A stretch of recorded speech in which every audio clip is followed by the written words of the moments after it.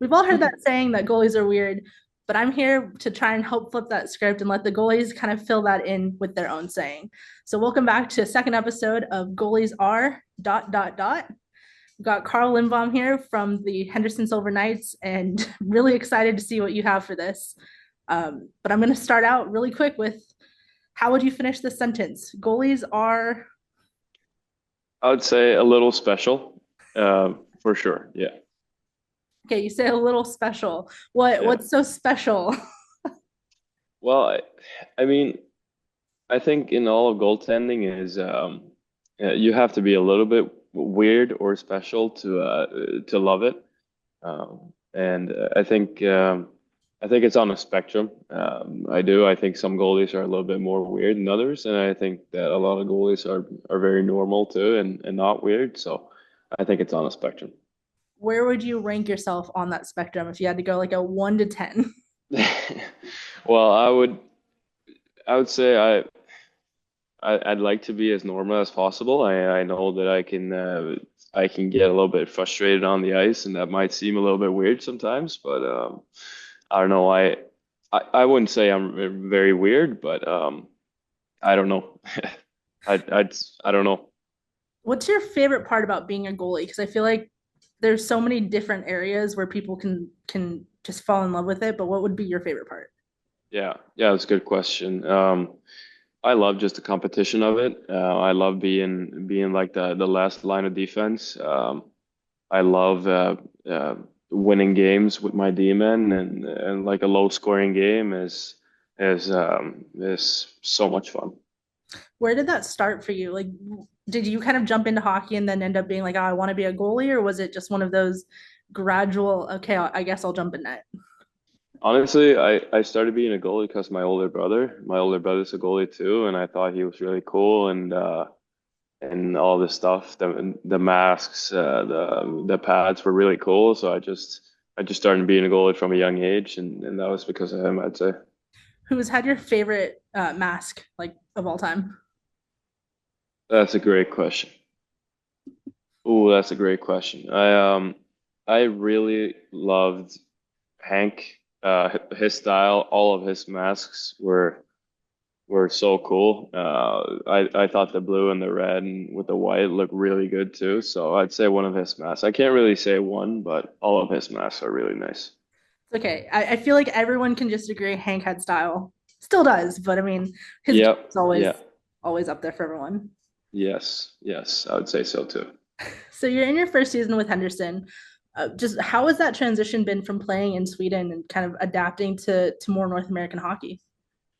Yeah. Well, it's been good. I thought, and there was a little bit of a phase in the beginning where I try to get used to the smaller ice over here. But that phase wasn't too long.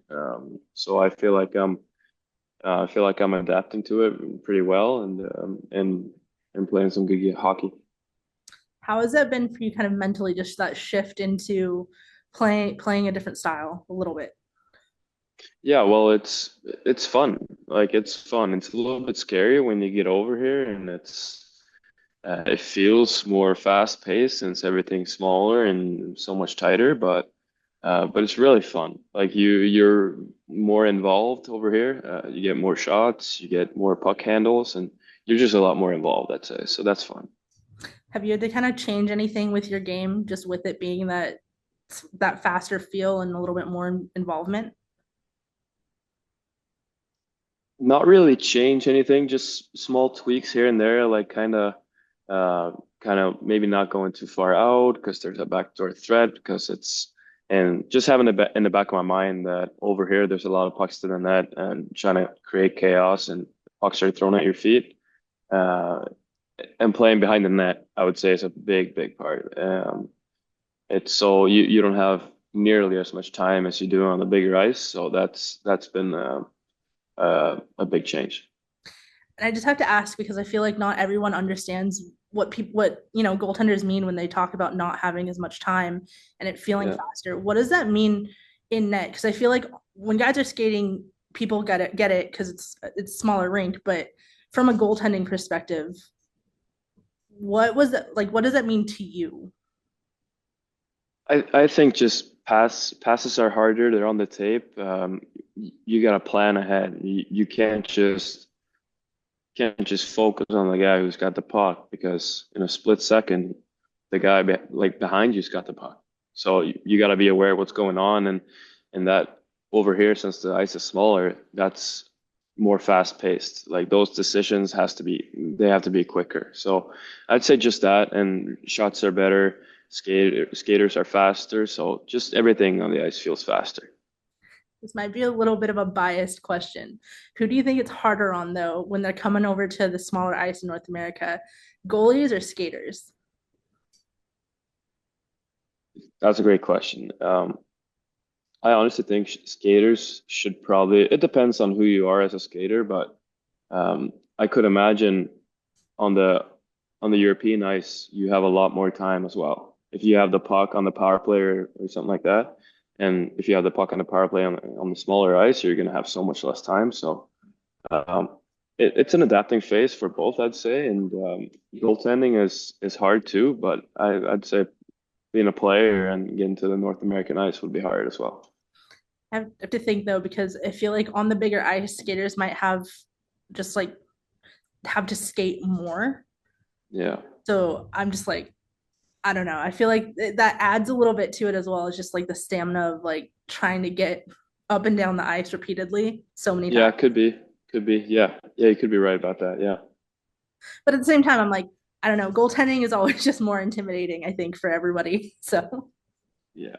Well, we get a lot of criticism that we don't deserve times sometimes, and sometimes we get a lot of praise that we don't really deserve sometimes. So it's just one of those things where it's you're really vulnerable because everyone sees your mistakes, right? kind of on that note, like when you guys are on the road, do you ever hear fans that are kind of chirping you during games, or is that just kind of like tuned out of your head? It's pretty tuned out. I mean, playing back in Sweden for a couple of years, uh, crowds over there they get into it. They're intense, a lot of noise, and you just kind of get used to it and manage to tune it out most of the time. So is it weirder not having all that crowd noise as much, just kind of feeling like it's a little more silent? Yeah, it was a little weird at first, honestly, but like our fans are great back home. Like we get a lot of fans and they're really into it. And now when we're making a playoff push here, it's been really good. So I love when our fans come to our games and cheer us on. It's awesome. What's your favorite thing about being in Henderson and Las Vegas? There's so many things because it's Vegas, right? The weather is awesome. There's so much to do, a lot of restaurants and nice places to go. So I'd say just the quality of living is really good, and I love the group we have here. We get along really well, and we like each other. So I'd say those things. Yeah.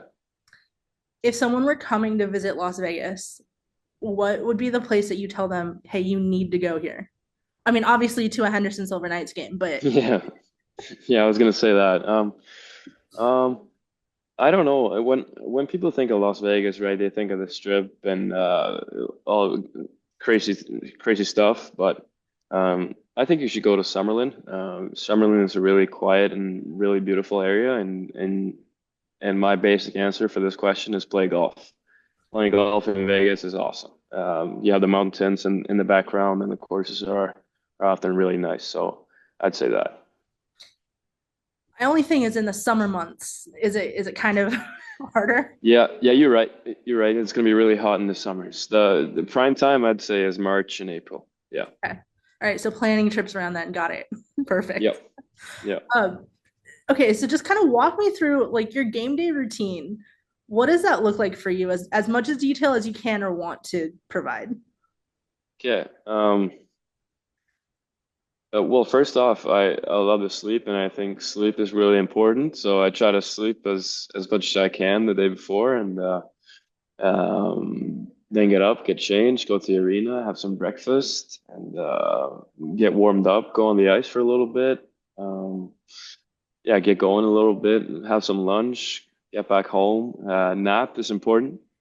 really important. I always take a nap before a game, and then the day goes quick. So that's pretty much it. Have some coffee before the game, and I'm ready to go. Are you a long napper or like a 15, 20 minutes? That's it.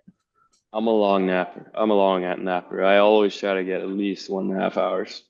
Okay. All right. Yeah, 1.5. I feel like that's, a decent part of the middle of that day between yeah, skate and a game day. yeah. The game day nap is honestly so good. It's one of my favorite parts on game day. If like the game is obviously the most fun, but the nicest part of the day is probably the day Like nap. It's wake really up good. waiting for that nap. Yeah, yeah, sometimes, yeah. I also have to ask because like I don't fall asleep that quickly. Do you Mhm. are you able to just like lay down and you're like, cool, we're out. Good.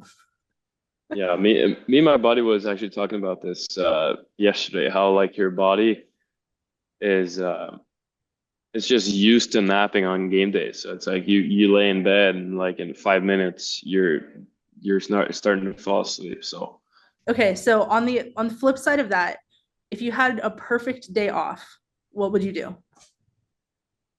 I mean, um sleep at this point, but well I'd probably play golf with my buddies. Yeah, I love playing golf, and as I said, especially in Vegas, the courses are really nice. So that's a good off day playing golf for sure. okay. And then I have to ask this because anytime it's always golf. What's the favorite club in your bag? Great question. I'd say my 54. Okay. I love playing with the wedges. Wedges are my thing. I I'm a love that. pitching wedge person, so I like Yeah, pitching pitching wedge. wedge. Yeah, All right, I like that. I like that. Yeah, I love a good like 100 yard shot. Yeah. perfect. All right.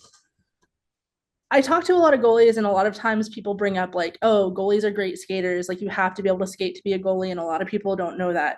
For Yeah. you, what's an underrated skill that goalies have that people might not think about?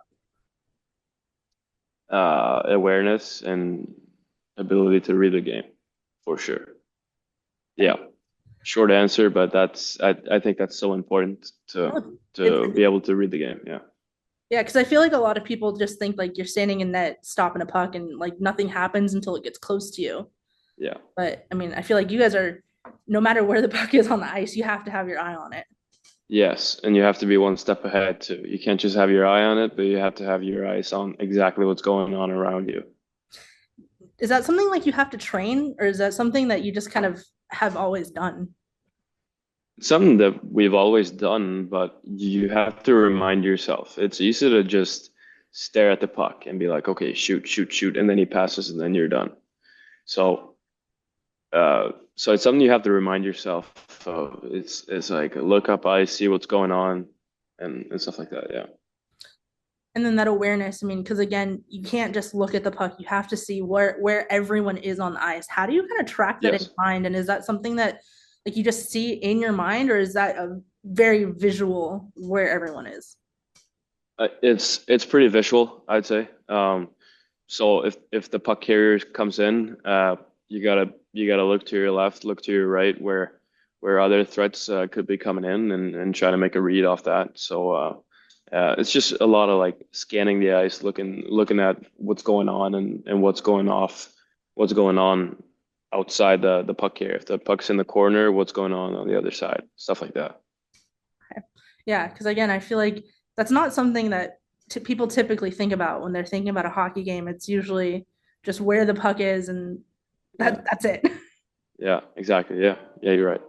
So, how did you end up wanting to kind of focus in on being a goalie and kind of I mean, I've talked to goalies about, we stand in net, we get pucks thrown at us, but like what makes you want to be want to do that? I That's a good question. I don't know. I've always been I've always loved to compete, like against friends and stuff, and that competing part of practice and games and just one-on-one shooter against goalie and is so fun to me. So yeah, I'd say that. because you talked about your brother also being a goalie. Have you guys ever been like competitive with each other of just like who's gonna have a better game, or has it Uh, been kind of building off of each other? well, we've been really competitive when we were younger, like so competitive in everything. It's hard to compete as goalies because we've never played against each other's, so we've never really competed in the goalie like because that's our job, right? Mhm. But when we were younger, we competed in everything else, every other sport, every other thing. Like we compete in everything. I like it. Is it been, Yeah. has there been like any sport where it was like that's the one where either you were like, I've got you, I'm better at this, or Well, not really, honestly. Like we've he's a little bit older than me, so he was naturally a little bit better at the sports than I was. But like we played so much sports when we were younger, and it was always pretty competitive. So I think now that um, we've gotten older, I think that I had kind of the upper hand, or I took advantage of that because like I always practiced or played sports with his buddies that were three years older. So yeah.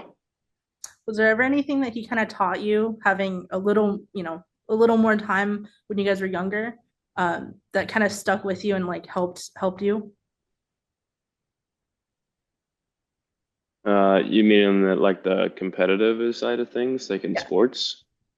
Um, well, he taught me to be competitive. Like without him, I wouldn't love to compete, and I wouldn't love sports because that's all we did when we were young. So that's a huge thing. Yeah. Uh, okay, so I also have to ask you just uh, my favorite question has nothing to do with hockey, but it's kind of like my signature, what I ask every person. But if you were a fruit, what fruit would you be and why? What fruit would I be? Yeah. Wow. What fruit would I be?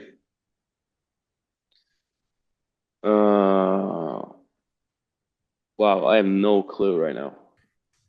Yeah, this is the type of question that makes you forget every fruit you've ever seen, and you're just Yeah. like, no idea. Yeah, and I don't. What do guys usually say? Are guys like, I'm gonna be this fruit, or do they have to think for a while, or I because I have no clue. It's a little bit of a mix. I get a lot of apples, bananas, and pineapples. Yeah. Those are kind of Yep. the common ones. Okay. I'd guess I'd be I guess I'd be a pineapple. I like pineapple, and I'd say like it's um it kind of I don't know. No, scratch that. I don't know. I'm not a pineapple. Maybe I'm a banana. I eat a lot of bananas. And I like bananas, and they're kind of sweet. They look good.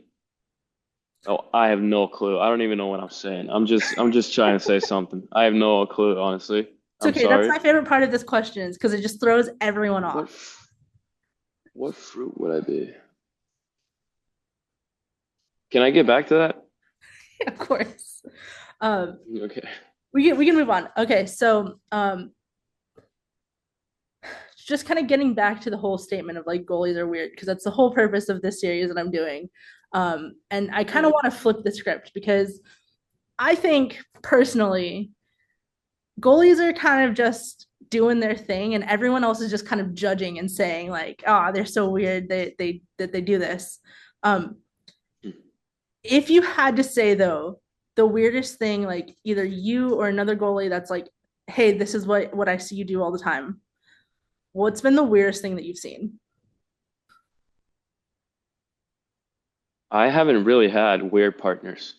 Like, because that's the thing when people say goalies are weird, like, sure, I guess goalies are weird because we do a weird thing. Our profession is pretty weird, but like all of my partners have been like these really good normal guys.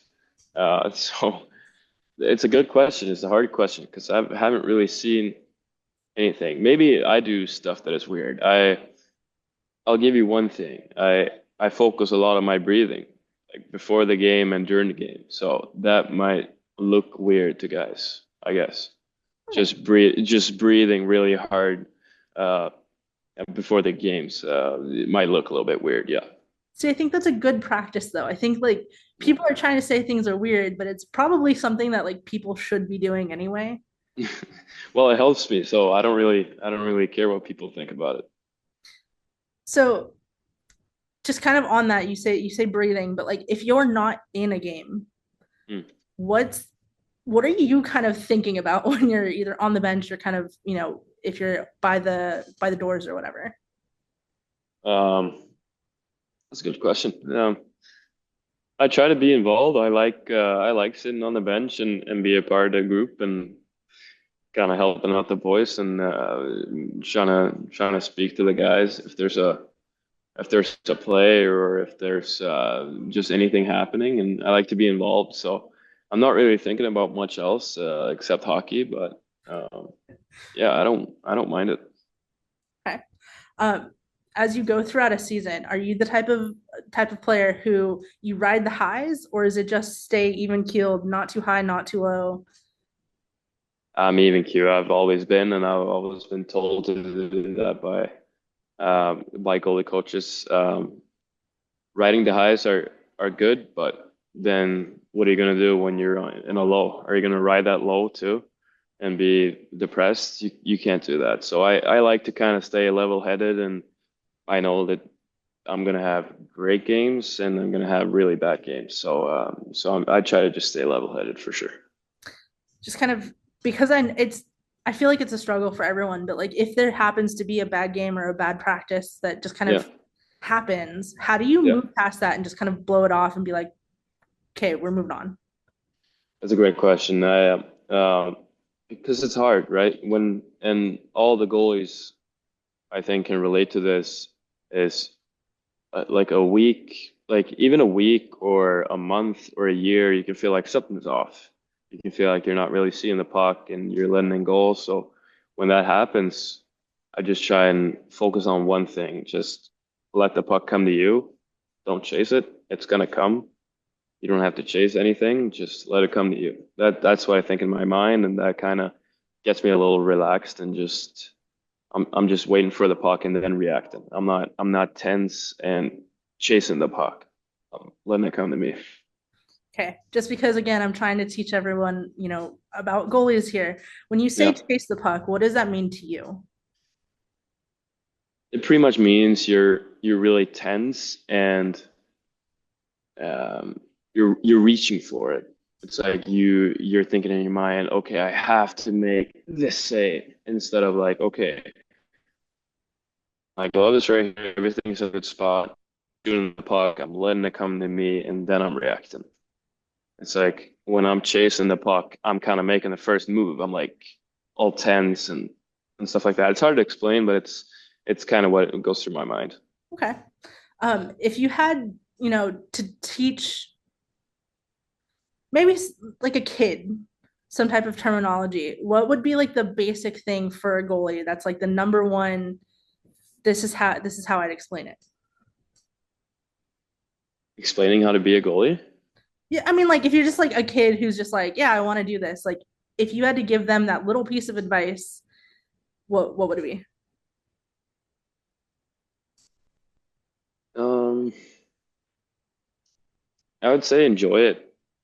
It's a basic and boring answer, but if you don't enjoy it, I don't think you're going to be good at it. Um, if you want to be good at it, you have to enjoy it, and yeah. So that's what I would say. Try to enjoy it as much as you can. What's been the most enjoyable thing for you? I mean, I know you said you love to compete, but when you can kind of step back and away from it, what's been that thing that you've just like, yep, that's it for me?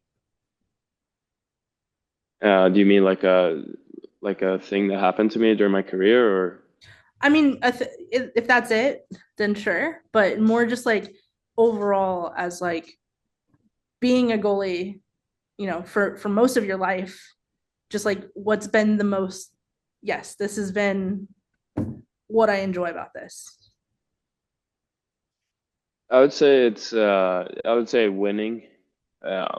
winning with my teammates. I mean, that's what we live for. Like, I don't care about anything else. Just total low scoring games when you win and you feel that camaraderie with the guys. It's awesome, and it's always been awesome. And I think I'm never gonna get tired of that feeling. Okay, I have to ask then, when you get a shutout, what is that like? Like that feeling after a game? You hear that buzzer, Yeah. it's just like, Well, sometimes it's awesome, right? It's like, okay, I didn't make one mistake. Everything felt perfect. I feel so good. But sometimes you get a shutout and you feel like I didn't play good. Like I made some mistakes and I got really lucky. Uh, and I think that's for every game. Like even if you let in 4 or 5 goals, like you can feel like I had a really good game. Um, but yeah, when you have a shutout and you feel like you're playing really good, it's the best feeling and it's so good. It's really nice. It's a great feeling for sure. I think that's interesting too, because I feel like the general thing is if a goalie gets a shutout, obviously, like that was great. It was fantastic. Everything went Yeah. well. Kind of from your perspective, if it is a game where you're like, man, I got a shutout, but wasn't my best, how do you kind of turn that Mhm. into, but I still did it? Or do you at all? Yeah, yeah, I do. And I tell myself, okay, I got a shutout when I was feeling really bad. So that means that I must be doing something good. Or like days when I am feeling bad, I can think back on the game where like, okay, I felt bad this game, but I still managed to have a shutout and had a good game.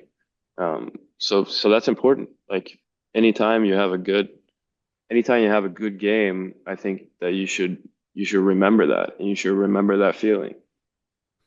Okay, so just kind of with that as like a lesson to go along with it, this season in the AHL, I mean, you started the season, you had a little bit of an injury, just kind of without playing, and then you come back and you've been pretty consistent just since you've been back.